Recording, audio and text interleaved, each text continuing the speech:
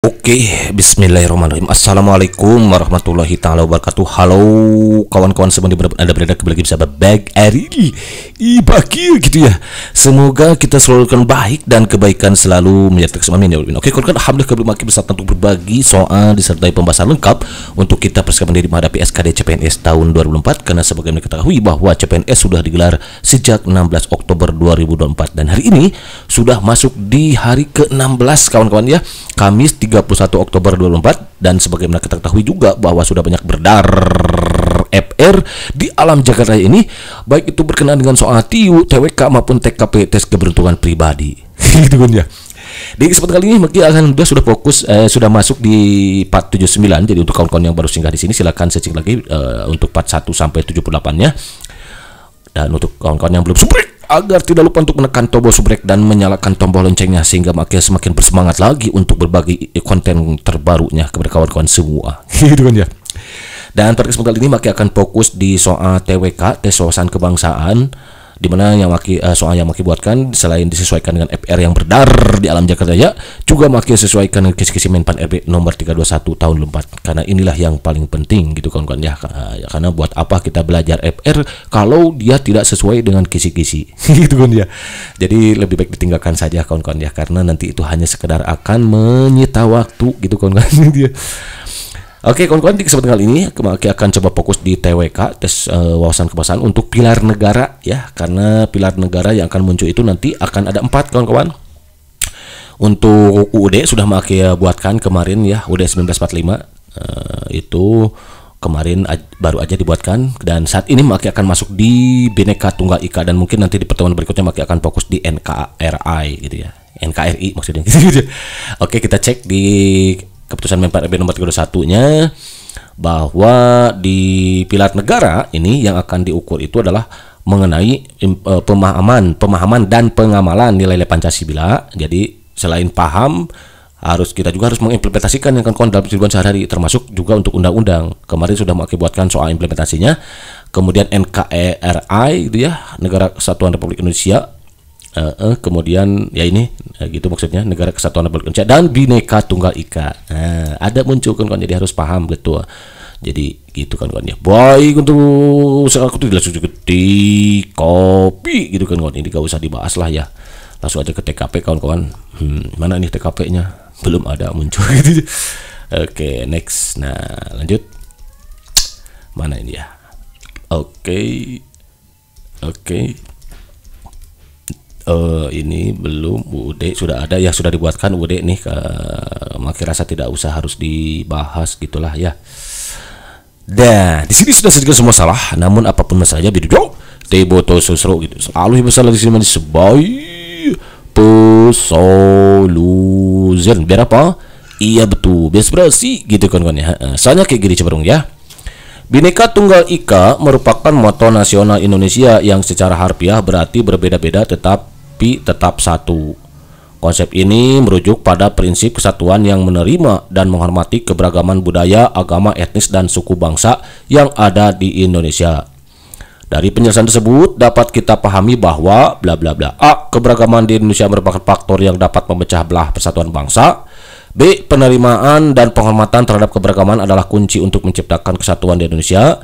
C. Masyarakat Indonesia harus menghapus semua perbedaan untuk mencapai kesatuan. D. Moto Bhinneka Tunggal Ika tidak memiliki relevansi dalam kehidupan sehari-hari. E. Kesatuan bangsa tidak dapat tercapai jika terdapat perbedaan di antara masyarakat. Oke, nah yang mana nih? Gitu kan. Kalau ini sebetulnya soalnya masih pemanasan kawan-kawan, jadi mudah dibedakan gitu ya. Jadi sengaja Maki buat untuk kawan-kawan pemanasan aja dulu sebelum ke soal yang lebih hot nanti gitu kawan ya. Nah, jadi konsep apa katanya nih, bahwa secara harfiah itu berbeda-beda tetap satu. Konsep ini merujuk pada prinsip kesatuan yang menerima dan menghormati keberagaman budaya, agama, etnis, dan suku bangsa yang ada di Indonesia. Nah, dari penjelasan ini kita pahami bagaimana gitu. A. Keberagaman Indonesia merupakan faktor yang dapat memecah belah. Oh, kalau di sini kan udah kelihatan tuh. Justru tidak ya, seharusnya dengan Bhinneka Tunggal Ika justru menyatukan gitu ya. Jadi di sini ada kata memecah belah, berarti yang A itu wrong. Penerimaan dan penghormatan terhadap keberagaman adalah kunci untuk menciptakan kesatuan Indonesia, bisa jadi. Masyarakat Indonesia harus menghapus semua perbedaan. Wah, ini jelas ya, terlalu ekstrim ini ya, radikal ini, menghapus semua perbedaan untuk mencapai kesatuan. Ya, jadi dengan untuk mencapai kesatuan itu bukan berarti harus menghapus kawan-kawan ya, justru bukan salah besar gitu kawan-kawan ya, kalau harus menghapus gitu kawan-kawan. Beberapa generasi berarti harus dihapus, itu susah sekali gitu kawan-kawan, dan itu tidak dibenarkan gitu kawan-kawan ya. Itu ya. Moto Bhinneka Tunggal Ika tidak memiliki relevansi. Oh, ini juga ada salah di sini, bisa kita lihat. Kesatuan bangsa tidak dapat tercapai jika terdapat perbedaan di antara masyarakat. Ini juga ada kalimat negatifnya di sini. Jadi kalau begitu yang wrong, wrong. Jadi jawabannya itu yang B gitu kan kawan ya. Jadi penerimaan dan penghormatan terhadap keberagaman adalah kunci untuk menciptakan kesatuan di Indonesia. Jadi harus menerima, dan juga selain menerima ya bukan hanya menerima saja, menghormati juga, ada saling menghormatinya kawan-kawan. Nah, itu berbeda-beda tapi tetap satu. Begitu kawan, Adzen. Ini benar, sedih-sedih, mantap ya si mudah ini ya. Number 2. Nah, number 2 nih. Di sini sudah sekali semua salah, namun apapun saja video teboto sosro gitu. Selalu masalah zaman sebaik solution. Berapa? Iya betul, biasa sih gitu kawan-kawan ya. Salah. Belakangan ini Indonesia menghadapi beberapa isu terkait toleransi antar agama dan keberagaman budaya. Masyarakat di berbagai daerah mengadakan dialog antar agama untuk meningkatkan pemahaman dan menghormati perbedaan. Kegiatan ini mencerminkan penerapan nilai-nilai Bhinneka Tunggal Ika yang menyatakan bahwa berbeda-beda tetapi tetap satu. Iya, dari penjelasan tersebut dapat kita pahami bahwa dialog antar agama dapat memperburuk hubungan antar umat beragama. Salah itu ya. Di situ tidak, ini sebaliknya ya, justru dengan dialog itu akan ada jadi nanti sikap saling menghormati, menghargai satu sama lain dan menerima perbedaan, begitu kan ya, bukan memperburuk gitu. Karena adanya dialog itu kawan-kawan, justru kita akan mengetahui bagaimana kita sikap saling menghormati, menghargai perbedaan, adanya toleransi dan lain sebagainya gitu kan ya. B. Upaya masyarakat dalam mengadakan dialog menunjukkan pentingnya menghargai keberagaman. Bisa jadi nih, keberagaman di Indonesia tidak dapat dipertahankan jika dialog antar agama tidak dilakukan. Keberagaman di Indonesia tidak dapat dipertahankan jika dialog di antar agama tidak dilakukan. Oke. Kalau yang B, upaya masyarakat dalam mengadakan dialog menunjukkan pentingnya menghargai perbedaan. Oke, kita lewat dulu. Lumayan ya, pusing ya kawan-kawan ya. D. Toleransi antar agama hanya diperlukan di daerah-daerah yang memiliki konflik. Salah ya. Harus semua merata gitu ya, bukan hanya di daerah konflik saja gitu. Masyarakat sebaiknya menghindari diskusi mengenai perbedaan agama untuk menjaga perdamaian. Ini juga salah ya, justru bukan dihindari itu ya, salah besar gitu kawan-kawan. Nah, berarti tinggal milih antara B dan C ini kawan-kawan. Kita baca lagi soalnya ya. Belakangan ini Indonesia menghadapi beberapa isu terkait toleransi antar agama dan keberagaman budaya. Jadi ada toleransi terhadap perbedaan agama dan keberagaman budaya. Masyarakat di berbagai daerah mengadakan dialog antar agama untuk meningkatkan pemahaman dan menghormati perbedaan. Kegiatan ini mencerminkan penerapan nilai-nilai Bhinneka Tunggal Ika yang menyatakan berbeda-beda tapi tetap satu. Dari pesan tersebut dapat kita pahami bahwa keberagaman di Indonesia tidak dapat dipertahankan jika dialog antar agama tidak dilakukan. Jadi upaya masyarakat dalam mengadakan dialog. Nah, masyarakat di berbagai daerah mengadakan dialog. Oh, berarti lebih cenderung ke B kawan-kawan ya.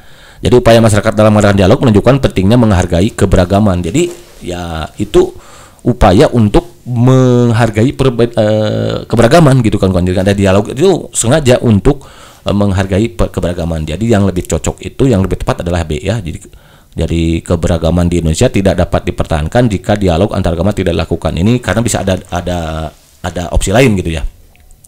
Maksudnya ini ada kaitannya dengan sini gitu ya. Jadi yang A itu wrong, C wrong, D wrong, E wrong. Jadi jawabannya wrong, begitu kan? Azan.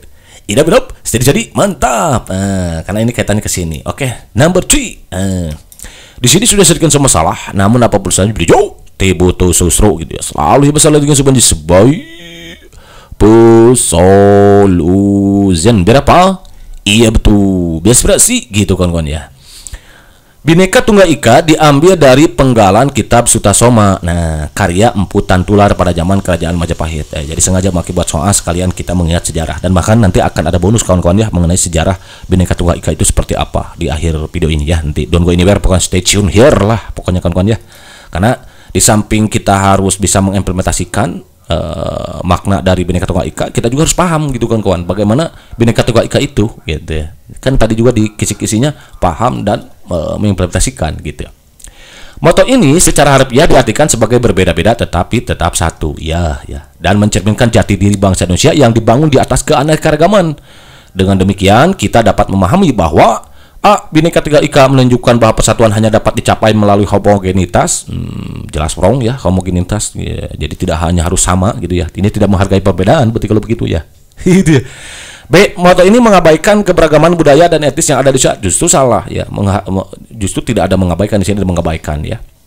C. Keberagaman sosial dan budaya merupakan pondasi bagi persatuan bangsa Indonesia. Nah, bisa jadi. D. Bhinneka Tunggal Ika hanya relevan pada masa kerajaan Majapahit. Justru wrong ya, justru sampai sekarang ini masih relevan gitu kan kawan ya. Keanekaragaman di Indonesia tidak berpengaruh pada identitas nasional, ini juga wrong kawan-kawan. Jadi yang paling tepat itu adalah opsi C gitu kan kawan ya, karena tidak ada lagi opsi lagi gitu kan kawan ya. Kenapa? Karena opsi C itu menekankan bahwa keberagaman bukanlah tantangan kawan-kawan, melainkan aset yang berharga bagi Indonesia, yang dapat dijadikan dasar untuk membangun persatuan dan keharmonisan di tengah-tengah masyarakat yang pluralistik. Keadaan atau sistem yang mengakui, menerima, menghargai keberagaman dalam masyarakat, itu definisi dari pluralistik gitu kan kawan ya. Jadi mengembang salah satu implementasi Bhinneka Tunggal Ika itu kita harus mengakomodasi sifat pluralistik. Nanti akan ada di pembahasan selanjutnya. Jadi jawabannya 4 untuk soal nomor 3 ini adalah yang C. Begitu kawan, ada Z.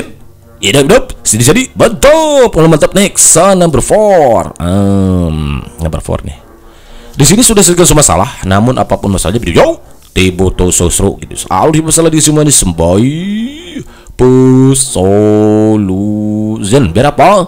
Iya betul, berinspirasi gitu kan ya. Soalnya masih hot atau enggak ini, coba cek ya.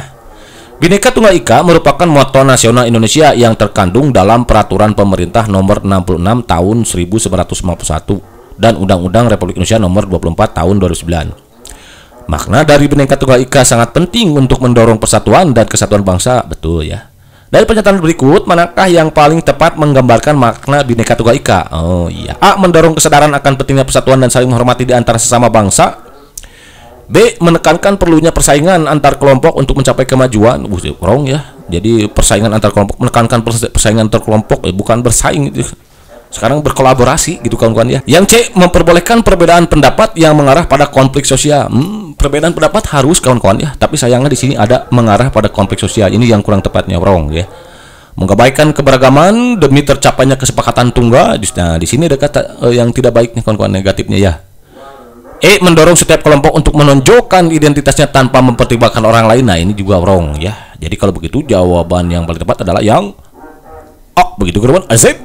Hidup jadi mantap. Jadi yang B itu wrong gitu kan ya. Nah, Bhinneka ini maki lansir dari mana ini, nanti mungkin sumbernya maki akan sertakan di kolom deskripsi gitu kan untuk menambah wawasan tambahan pengetahuan bagi kawan-kawan ya. Jadi perlu kita ketahui bahwa Bhinneka Tunggal Ika itu tertuang dalam Peraturan Pemerintah Nomor 66 Tahun 1951 dan Undang-Undang RI Nomor 24 Tahun 9 tentang bendera, bahasa, lambang negara serta lagu kebangsaan. Nanti akan maki sertakan di akhir video ini, ada video tambahan gitu ya untuk mengingat bahwa di mana sih Bhinneka Tunggal Ika itu terletaknya gitu kan ya. Bhinneka Tunggal Ika mengandung makna mendorong makin kukuhnya persatuan Indonesia. Jadi maknanya satu nih kawan-kawan ya, mendorong makin kukuhnya persatuan bangsa nih. Jadi maknanya itu nanti makin sertakan linknya ya di kolom deskripsi agar tidak munculkan banyak perdebatan gitu kawan-kawan ya. Karena kalau ada jelas sumbernya nanti kawan-kawan jadi makin yakin dengan jawabannya ya. B. Yang berikutnya adalah mendorong timbulnya kesadaran tentang pentingnya pergaulan demi kukuhnya persatuan dan kesatuan. Nah, jadi mendorong timbulnya kesadaran tentang pentingnya pergaulan. Oke. Tidak saling menghina, mencemooh atau saling menjelekkan di antara sama bangsa, saling menghormati dan saling mencintai antar sesama, meningkatkan identitas dan kebangsaan sebagai bangsa Indonesia dan meningkatkan nilai kegotong royongan dan solidaritas. Jadi yang A ini ya, mendorong kesadaran akan pentingnya persatuan dan saling menghormati di antara sesama bangsa. Nih, gitu kawan-kawan ya. Maknanya itu persatuan kesatuan gitu. Jadi jawaban yang paling tepat itu adalah sebagai bangsa nih ya, yang A gitu kan kawan. Ya, jadi maknanya itu diantaranya seperti ini gitu kawan ya. Oke, next sound number 5. Nah, ini kalau tidak salah ini sudah masuk ke ini hot kawan-kawan, nomor 5 nih. Di sini sudah sebuah salah, namun apa saja video tibutu susu gitu. Selalu bisa lagi simanis baik soluzen berapa? Iya betul, bisa sih gitu kan ya. Soalnya kayak gini coba dong ya. Dalam sebuah acara budaya di sekolah, beberapa siswa dari berbagai latar etnis dan agama saling berbagi tentang tradisi dan kebiasaan mereka. Namun beberapa siswa merasa terpinggirkan. Berbagi tentang tradisi ya dan kebiasaan mereka. Kalau tradisi yang masalah ya, dibagikan tradisi dan kebiasaan juga gak masalah. Dan tidak mendapat kesempatan untuk berbicara. Melihat situasi ini, kepala sekolah berinisiatif untuk menciptakan lingkungan yang inklusif, yang lebih inklusif nih kawan-kawan, agar semua siswa merasa dihargai dan diakui. Berdasarkan prinsip Bhinneka Tunggal Ika dan perilaku inklusif, langkah tersebut terbaik yang dapat diambil kepala sekolah untuk mengatasi masalah tersebut adalah bla bla bla. Nah, berarti kata kuncinya di sini perilaku inklusif yang akan dilakukan oleh kepala sekolah. Jadi kita harus tahu apa itu inklusif gitu kan kawan. A. Menerapkan sistem pembicara yang ketat di mana hanya siswa dari latar belakang tertentu yang diizinkan berbicara. Oh, ini wrong ya. Kelas kelihatan juga di sini ya. B. Mengadakan sesi diskusi kelompok di mana setiap siswa diberi kesempatan untuk berbagi sambil mendorong saling menghormati dan mendengarkan satu sama lain. Nah, ini bagus nih. Jadi diberi kesempatan untuk berbagi tapi didorong juga, dimotivasi, diingatkan, dinasihati untuk saling menghormati dan mendengarkan satu sama lain. C. Mengadakan acara terpisah untuk masing-masing kelompok etnis agar mereka bisa berbicara tanpa merasa terpinggirkan. Justru salah ini, berpotensi memunculkan adanya perdebatan gitu kan ya. Kalau yang ini berpecah belah gitu maksudnya, perpecahan gitu ya. Mengabaikan perasaan siswa yang merasa terpinggirkan karena yang penting adalah melanjutkan acara. Wah, ini jelas wrong ya, harus dipecat ini kalau kayak gini gitu kawan-kawan ya. Aduh, jangan sampai ada gitu kan ya, mengabaikan perasaan siswa yang terpinggirkan itu tidak boleh ada gitu dan tidak baik, tidak dibenarkan.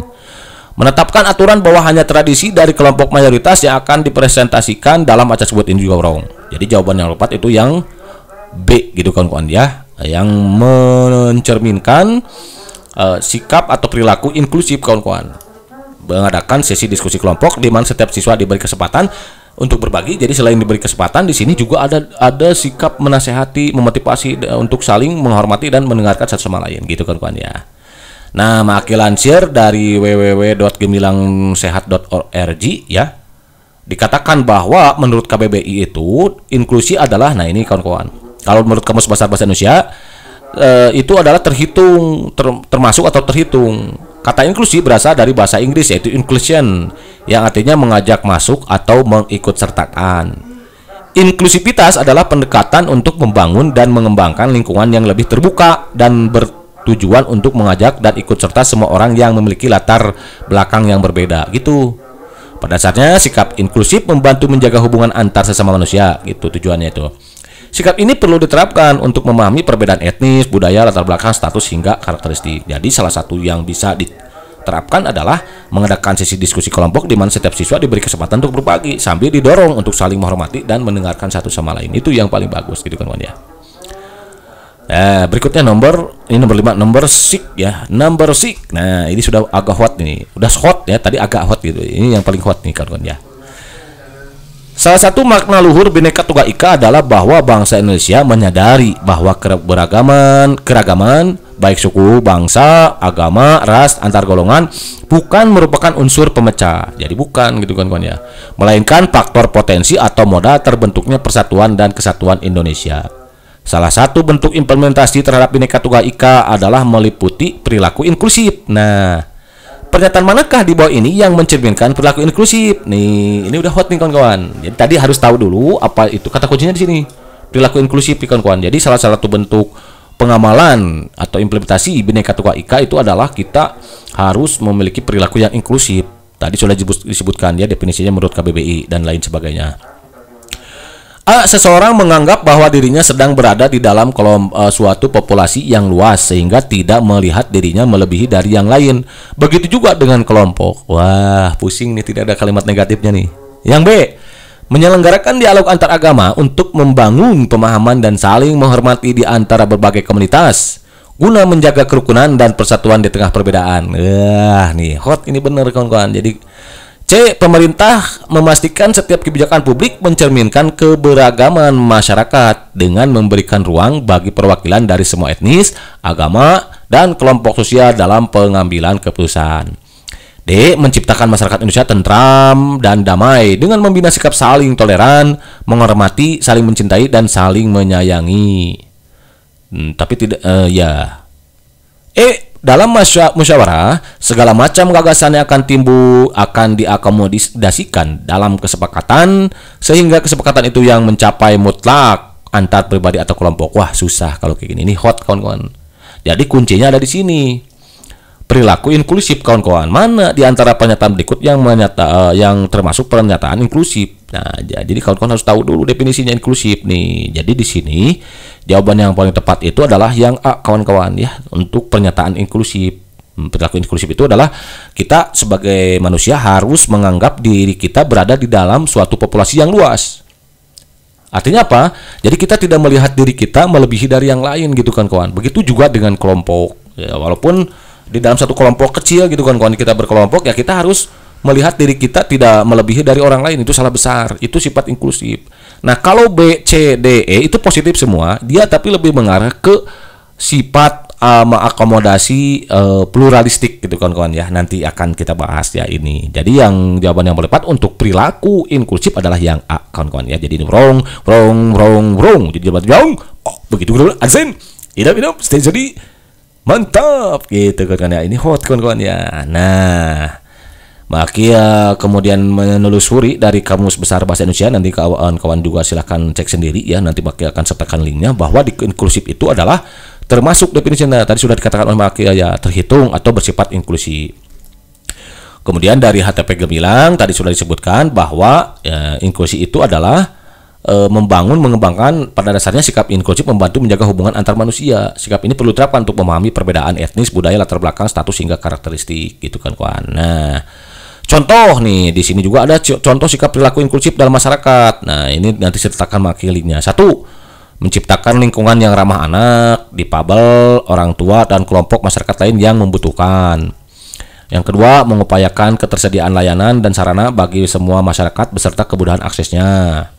Yang ketiga, bersikap terbuka pada perbedaan ras, suku, agama, dan ideologi dalam lingkungan tetangga, sekolah, dan lingkungan kerja. Yang keempat, menjalankan peran sesuai kapasitas masing-masing dan tidak mengecilkan orang lain yang memiliki peran berbeda. Karena pada akhirnya semua saling melengkapi gitu, kawan-kawan ya. Jadi kita menjalankan peran kita sesuai kapasitas kita adalah sudah mencerminkan perilaku inklusif gitu kan, kawan ya. Nanti dasar hukumnya nanti atau dasar sumbernya akan sertakan di kolom deskripsi ya. Yaitu inklusif. Berikutnya number 7, kawan-kawan. Bangsa Indonesia menyadari sepenuhnya bahwa Bhinneka Tunggal Ika merupakan salah satu pilar selain Undang-Undang RI 1945 dan NKRI demi kokohnya kehidupan berbangsa dan bernegara Indonesia. Betul kan? Karena pilar negara itu ada 4 kan tadi ya, Pancasila, NKRI, UUD, dan Bhinneka Tunggal Ika. Salah satu bentuk implementasi terhadap Bhinneka Tunggal Ika adalah mengakomodasi sifat pluralistik. Nah, ini dia kata kuncinya kawan-kawan nanti. Pernyataan di bawah ini yang mencerminkan mengakomodasi sifat pluralistik adalah yang mana?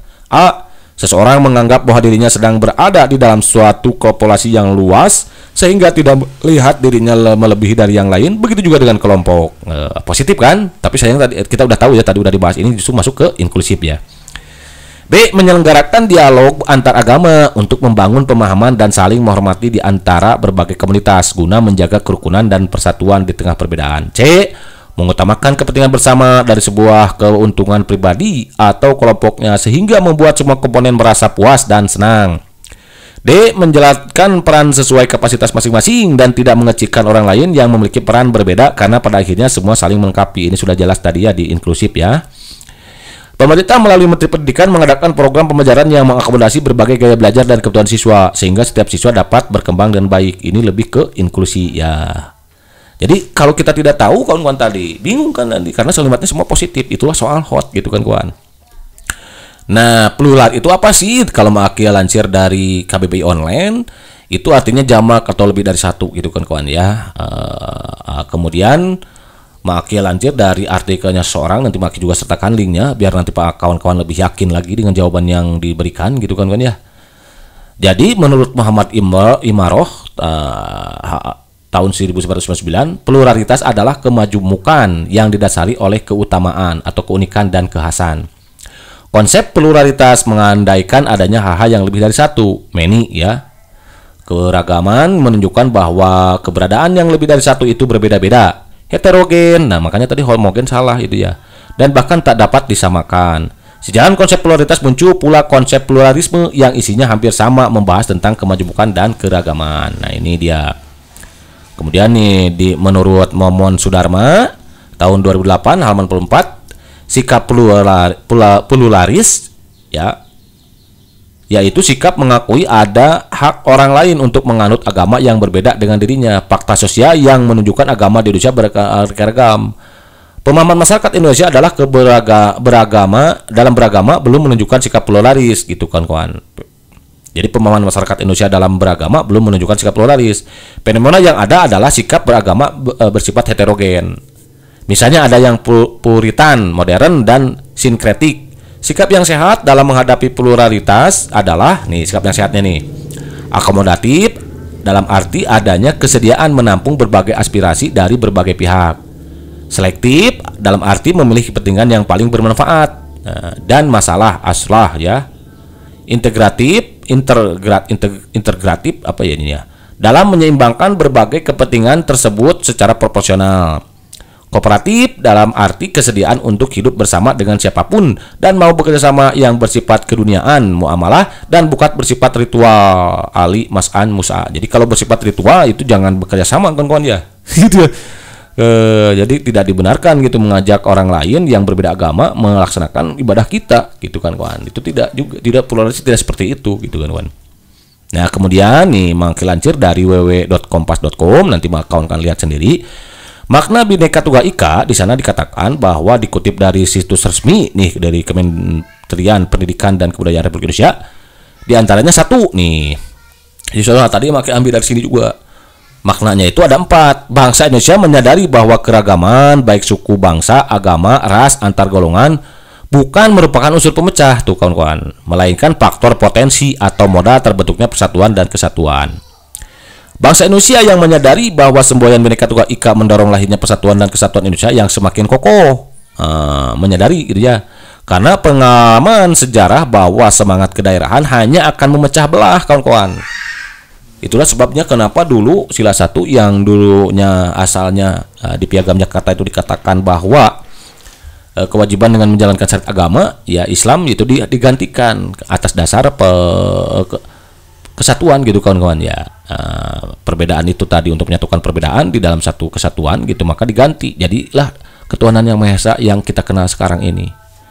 Yang ketiga, bangsa Indonesia menyadari bahwa di tengah arus globalisasi yang sangat cepat dan terjadinya percampuran budaya diperlukan penyaringan agar persatuan dan kesatuan bangsa tetap utuh dan semangat berbeda tetapi tetap satu atau Bhinneka Tunggal Ika. Yang ketiga ya. Yang keempat, bangsa Indonesia menyadari sepenuhnya bahwa Bhinneka Tunggal Ika merupakan salah satu pilar selain undang-undang dan NKRI demi kokohnya itu. Oke, lanjut nih. Nah, di sini juga di www.kompas.com ini dikatakan ada 5 bentuk kurang lebih ya yang mencerminkan implementasi Bhinneka Tunggal Ika kawan-kawan. 1, perilaku inklusif nih. Jadi soal-soal yang tadi makanya lansir dari sini kawan-kawan. 2, mengakomodasi sifat pluralistik. 3, tidak mencari menang sendiri ya. Kalau mencari menang sendiri justru salah gitu ya. 4, musyawarah untuk mufakat. 5, dilandasi rasa kasih sayang dan rela berkorban. Itu dia. Kemudian, nah apa saja di sini juga sudah terdapat kawan-kawan contohnya. Perilaku inklusif itu apa saja? Yaitu 1, seseorang harus menganggap bahwa dirinya sedang berada di dalam suatu populasi yang luas yang tadi itu. Maka ambil dari sini sebetulnya. Jadi kawan-kawan biar lebih lagi ya.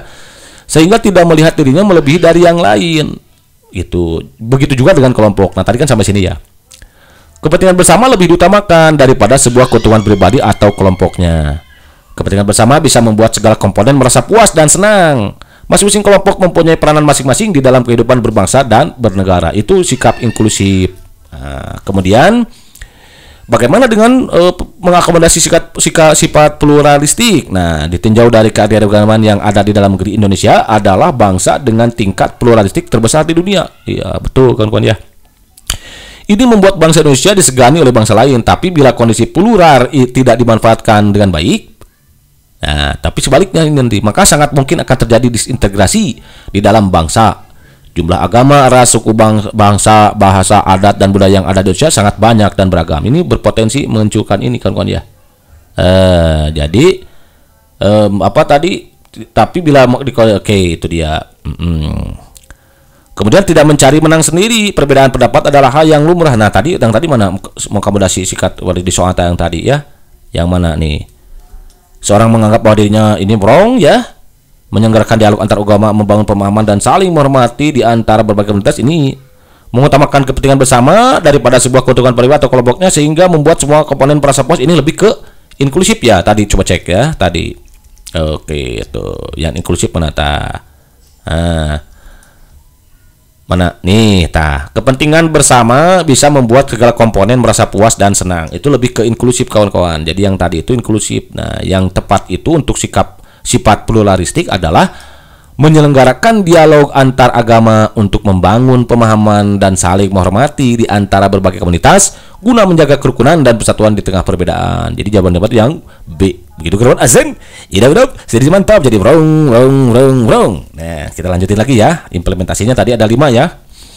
Mana lanjut tadi nih 5 implementasi Bhinneka Tunggal Ika itu perilaku inklusif, mengakomodasi sifat pluralistik, tidak mencari menang sendiri, musyawarah untuk mufakat, dan dilandasi rasa kasih sayang juga rela berkorban. Begitu kawan-kawan.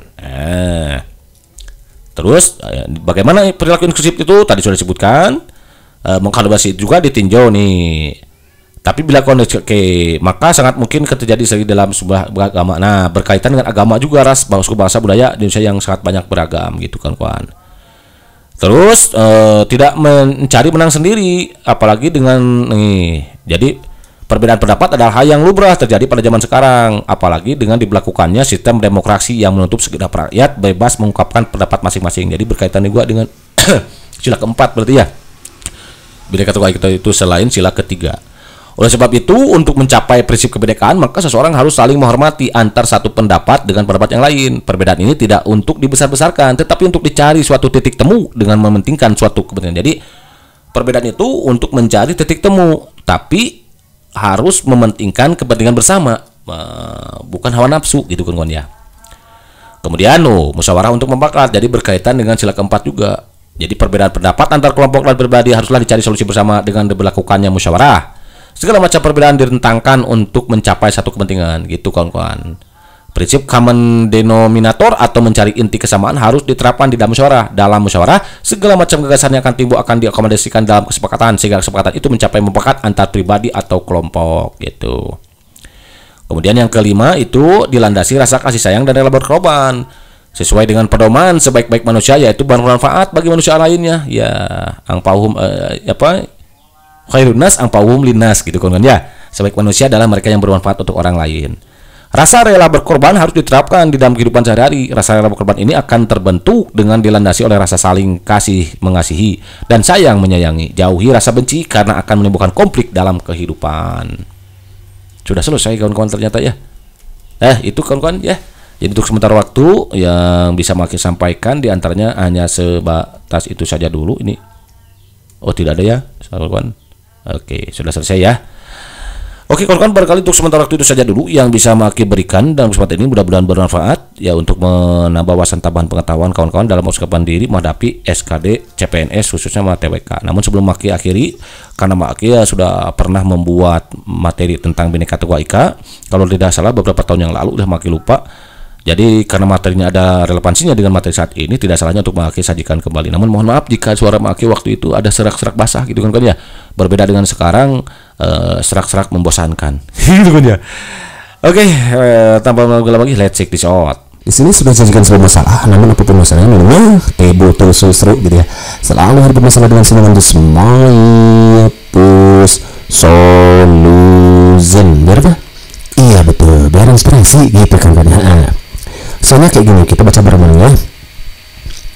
Bhinneka Bhinneka Tunggal Ika adalah moto atau semboyan bangsa Indonesia yang tertulis pada lambang negara Indonesia, Garuda Pancasila ya. Frasa ini berasal dari bahasa Jawa kuno yang artinya adalah berbeda-beda tetapi tetap satu. Nah, sejarah semboyan bangsa Indonesia Bhinneka Tunggal Ika ini dimulai sekitar abad ke-14 pada masa kerajaan bla bla bla A. Majapahit, B. Gajah Mada, C. Sriwijaya, D. Siliwangi, E. Hayam Wuruk. Nah, yang mana nih? Nah, ini kita sekarang tentunya kawan-kawan harus tahu mengenai sejarah Bhinneka Tunggal Ika ya. Jadi perlu kita ketahui bahwa ternyata Bhinneka Tunggal Ika itu adalah diambil dari bahasa Jawa kuno ya, yang artinya berbeda-beda tetapi tetap satu jua. Sejarah ini mulai sekitar abad 14 pada masa kerajaan siapa? Jawabannya adalah Majapahit. Gitu kan ya. Oke. Ini sejarahnya satu nih.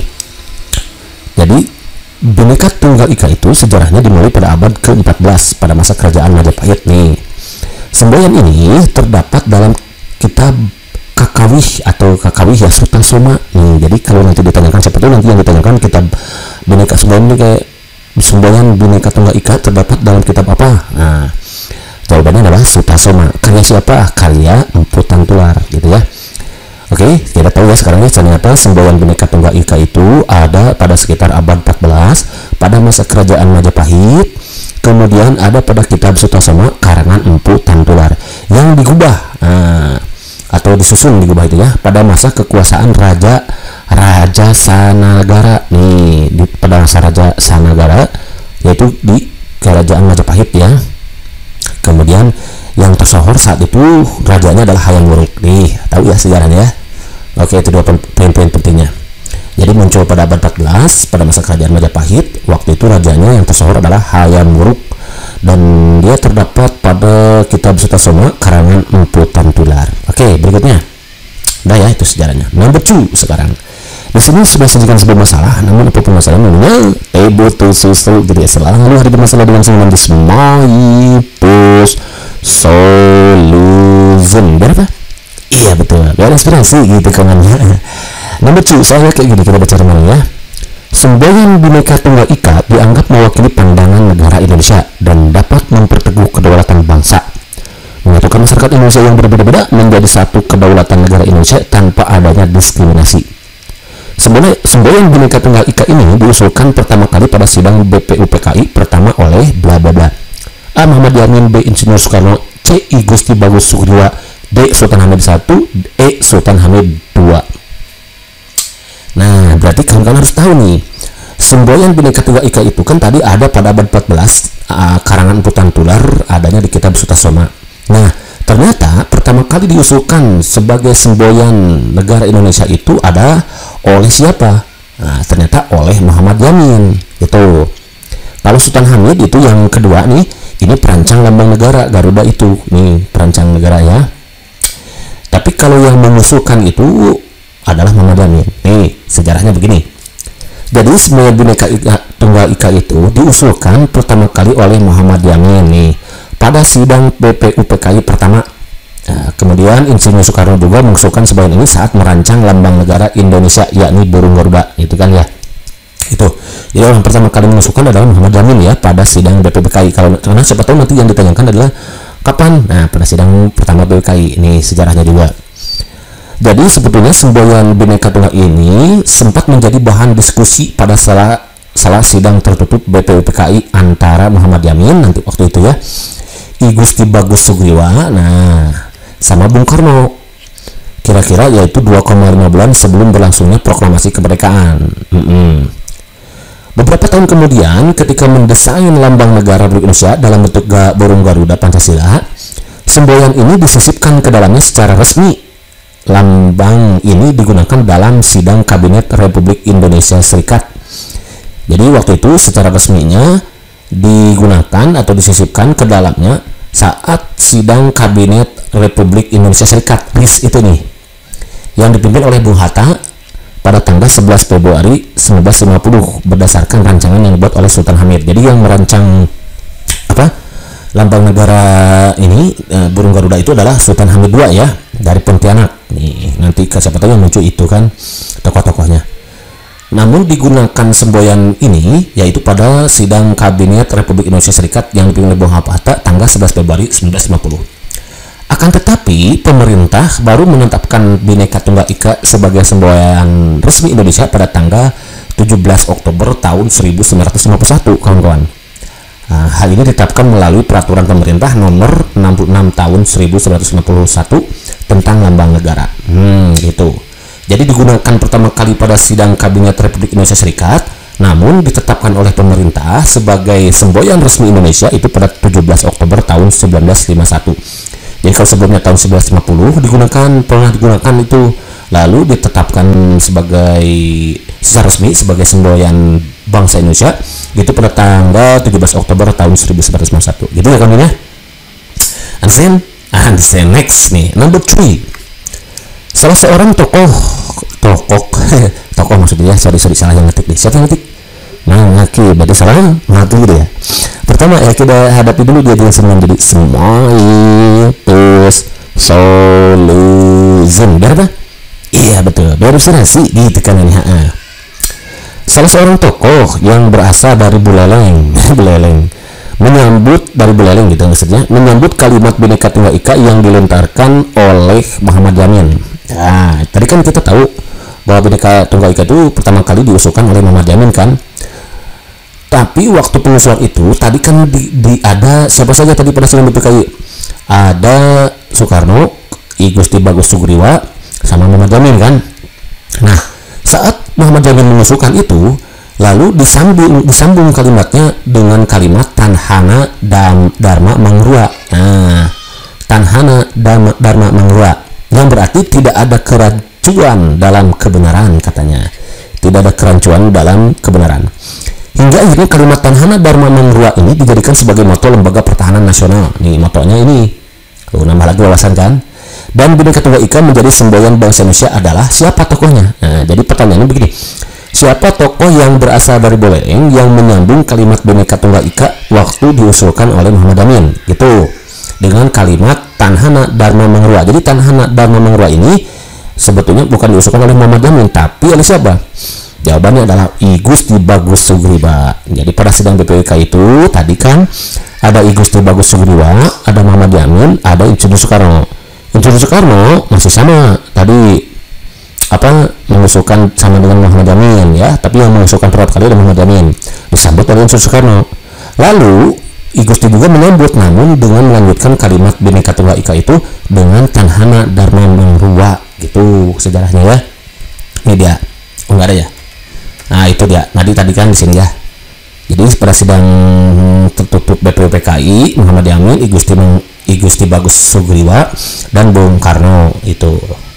Nah I Gusti Bagus Sugriwa waktu itu saat Muhammad Yamin mengusulkan Bhinneka Tunggal Ika disambut katanya dengan kalimat Tanhana Dharma Mangrua yang artinya kerancuan dalam kebenaran. Itu adalah hasil usulan dari I Gusti Bagus Sugriwa. Begitu kan Anjing? Udah mantap. Kalau mantap next number 4. Semboyan Bhinneka Tunggal Ika mengusung cita-cita untuk membangun bangsa Indonesia menjadi bangsa yang merdeka dan berdaulat. Selanjutnya, semboyan Bhinneka Tunggal Ika dijelaskan dalam Undang-Undang Dasar 1945 pasal. Nah, kita harus tahu. Kawan-kawan ya, pasal berapa sih yang mengatur semboyan Bhinneka Tunggal Ika itu? A. Pasal 35, B. 36, C. 36A, D. 36B, E. 36C. Pasal berapa? Ya betul, yang betul adalah pasal 36A. Tekankan ya. Dari mana kita tahu? Nih, lihat sini sejarahnya. Jadi kalau pasal 35 itu mengatur tentang bendera negara Indonesia yaitu sang merah putih nih. Jadi kalau kawan-kawan nama lagi ini ya, pasal 35 itu tentang sang merah putih, bendera merah putih. Kalau pasal 36 itu tentang bahasa negara bahasa Indonesia. Jadi bahasa negara bahasa Indonesia itu diatur dalam pasal 36 kawan-kawan ya. Bahasa Indonesia itu sebagai bahasa negara itu pasal 36. Pasal 36A itu mengatur tentang lambang negara yaitu Garuda Pancasila dengan semboyan Bhinneka Tunggal Ika nih. Jadi semboyan Bhinneka Tunggal Ika itu ada di pasal 36A ya. Kaitannya dengan lambang negara nih. Kalau pasal 36B lagu itu bercerita tentang atau berisi lah dan bercerita gitu ya. Berisi tentang lagu kebangsaan Indonesia, yaitu Indonesia Raya. Jadi lagu kebangsaan kita Indonesia Raya itu diatur dalam pasal 36B gitu. Kalau pasal 36C itu adalah ketentuan lebih lanjut mengenai bendera, bahasa, dan lambang negara serta lagu kebangsaan diatur dengan undang-undang. Jadi nih, supaya mudah mengingatnya, Mang Aki itu cukup pasal 35, 36, 36, kemudian 36A, 36B, 36C, karena paling banyak nih pasal 36 itu ya. Itu cukup kawan-kawan ingat kata cara cepat ini: ben, ba, lam, guk. Ben, bendera, pasal 35 gitu ya. Bennya itu bendera gitu ya. Bendera, sang merah putih itu pasal 35. 36 ba, ba itu adalah bahasa Indonesia tuh, bahasa Indonesia. Ba, bahasa, berarti bahasa Indonesia. Tentang bahasa negara berarti itu pasal 36-nya. Lam, ya itu lam itu 36A kan. Ya, lam. Berarti lambang negara. Apa lambang negara? Garuda Pancasila. Semboyannya apa? Bhinneka Tunggal Ika gitu. Ben, ba, lam, guk. Guk itu apa? Gu berarti gu 36B-nya gu. Gu. Ben, gu itu 36B, berarti ini 35, 36, 36A gitu. Gu 36B, apa gu? Lagu gitu. Apa lagu Indonesia Raya? Apa lagu Indonesia Raya? Apa lagu kebangsaan maksudnya? Indonesia Raya. Guk kak, ketentuan lebih lanjut gitu ya. Jadi cara cepat mengingatnya, kawan-kawan cukup ingat kata ben, ba, lam, guk. Nah gitu. Ben, bendera, ba, bahasa, lam, lambang negara, gu, lagu. Nah itu apa? Ketentuan lebih lanjut. Ini 36C, 36B, 36A, lambang negara, bahasa 36, dan bendera 35 gitu. Ben, bendera, ba, bahasa, lambang negara yaitu Garuda Pancasila, dan semboyannya Bhinneka Tunggal Ika, gu, lagu Indonesia Raya. Ketentuan lebih lanjut gitu kan. Langsung hidup ini sementap, kalau mantap next. Nah ini ada lagi ya. Ini tambahan aja sebetulnya kawan-kawan ya. Perlu kawan-kawan ketahui bahwa fungsi Bhinneka Tunggal Ika itu sebagai semboyan dalam nama negara diantaranya: satu, memperkokoh rasa persatuan dan kesatuan Indonesia. B, menumbuhkan kesadaran tentang pentingnya pergaulan demi kokohnya persatuan dan kesatuan. Ini bukan B nya 2. Yang ketiga, fungsinya itu adalah memiliki sikap dan komitmen untuk saling menghormati dan mencintai antar sesama. 4, itu meningkatkan identitas dan kebangsaan sebagai bangsa Indonesia. Yang 5, meningkatkan semangat gotong royong dan solidaritas gitu kan ya. Udah deh selesai gitu kan. Ya. Oke kawan-kawan, barangkali saja dulu yang saya berikan sultan ilmu hakim, mudah-mudahan bermanfaat dan sedikit mengatasi kesulitan-kesulitan yang dihadapi kawan-kawan saat akan menghadapi TCPNS yang akan kita hadapi selama beberapa hari ke depan. Dan ini untuk materi bonekanya untuk pemanasan saja gitu ya. Nanti insya Allah akan dibuatkan oleh materi soal-soal yang lebih hot ya. Intinya sih minimal kawan-kawan menambah wawasan tambahan pengetahuannya tentang boneka gitu. Kalau kita menguasai materi boneka itu apa, Pancasila apa, undang-undang apa, kemudian satu lagi apa? Satu lagi adalah undang-undang, Pancasila, Bhinneka, sama NKRI. Maka insya Allah nanti kawan-kawan akan menguasai pilar negara, TWK pilar negaranya. Karena seperti mana yang kita ketahui bahwa TWK pilar negara itu terdiri dari 4 macam nanti ya, indikatornya ada Undang-Undang 1945, Pancasila, NKRI, dan Bhinneka gitu. Dan pada pertemuan ini maka hanya mengupas tuntas sedikit saja terkait dengan sejarah Bhinnekanya. Itu munculnya dari mana? Ternyata muncul pada abad 14 pada zaman kerajaan Majapahit gitu ya. Kemudian ada di kitab Sutasoma karangan Empuk Tantular. Nah nanti ya sejarahnya tadi kan ya, ini ya sudah jelas tadi. Dan diusulkan menjadi semboyan bangsa Indonesia oleh Muhammad Yamin pada saat sidang BPUPKI itu kan, nambah lagi wawasan. Lalu disambut lagi oleh I Gusti Bagus Sugriwa saat dengan menambah kalimat tanahnya dan mengerua gitu kan ya. Itu dia lumayan sejarahnya, mambah lagi wawasannya untuk kita semua. Oke kawan-kawan, barangkali itu saja dulu yang bisa diberikan episode ini. Kiranya ada yang mau diskusikan, silakan kawan-kawan tinggalkan pesannya di kolom komentar. Nanti kalau ada waktu mungkin kan maka akan coba bahas satu persatu. Untuk kawan-kawan yang memiliki pertanyaan untuk dibuatkan di sini gitu ya, silakan tinggalkannya saja pesannya di kolom komentar, nanti requestnya gitu. Nanti Maki akan coba bahas satu persatu. Dan terakhir Maki juga mengingatkan kepada kawan-kawan di samping kita memaksimalkan usaha, agar kawan-kawan juga tidak lupa memaksimalkan dengan doa. Karena aparatur usaha tanpa doa itu sama dengan sombong, apalagi berdoa tanpa usaha itu sama aja bohong. Antara usaha dan doa itu harus imbangkan. Judul lagu juga perjuangan dan doa. Oke, terima kasih. See you next video. Assalamualaikum warahmatullahi wabarakatuh.